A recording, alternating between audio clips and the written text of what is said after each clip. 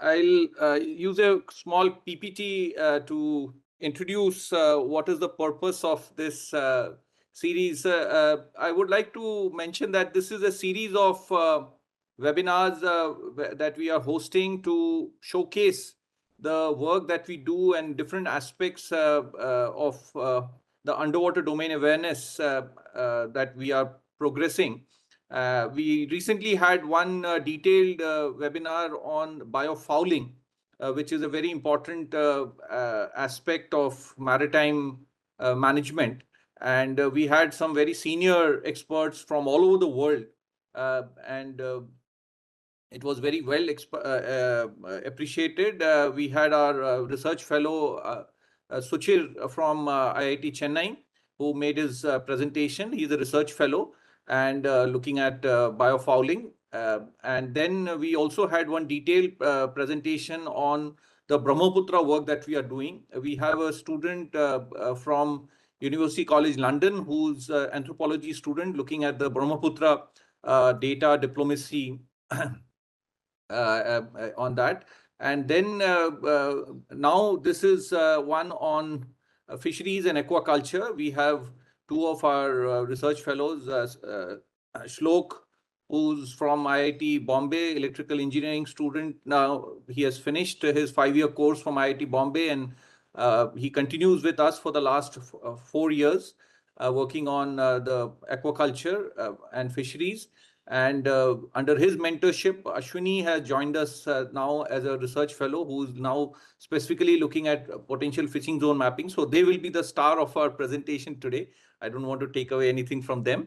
I just want to highlight that the tropical waters that we are, many times all of you are senior enough and you will appreciate that we look at the West for support and research and innovation inputs. But we need to also appreciate that the tropical waters are very, very different. We have very rich biodiversity, so the potential is very high. But at the same time, we also face a lot of challenges. So I will not get into the details of it, but underwater domain awareness is very critical to manage this very important resource. It has many dimensions, including communities, livelihood and various aspects. So we need to really focus on this. Some of the important areas that we are looking at: sediment management. So subsequently, we will also be planning one of our similar webinars on sediment management. We have another research fellow from IIT Delhi who has been working on this for last 4 years plus.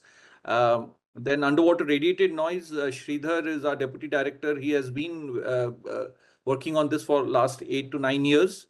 And we have made some impact.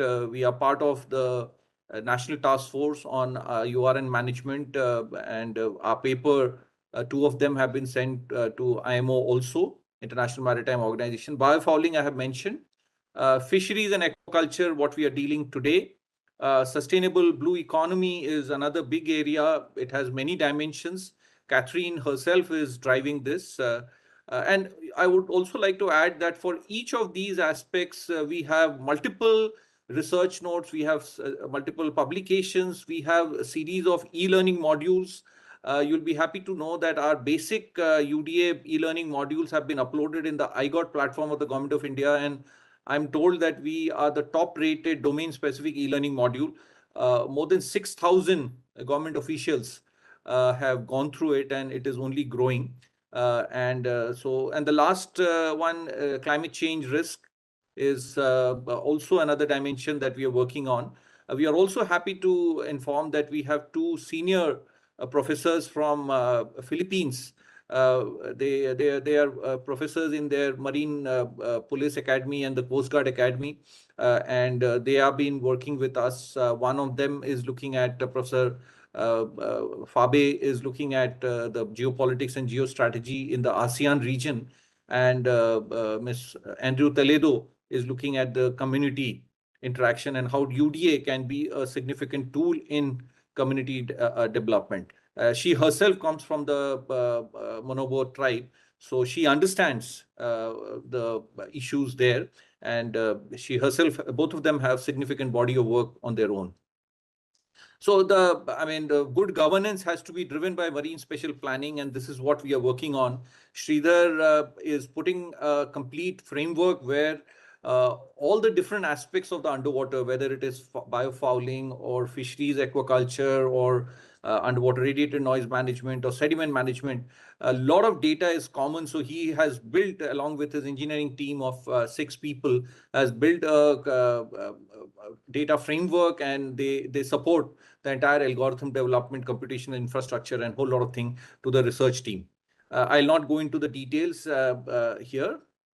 This is the framework, underwater domain awareness framework. If you look at the 4 sides of the cube, it represents strategic security, blue economy, sustainability, climate change, and science and technology or digital transformation. All of the 4 stakeholders may have their own specific requirement, but the core is the acoustic capacity and capability building, because underwater it is the acoustics that is the most critical tool for survey.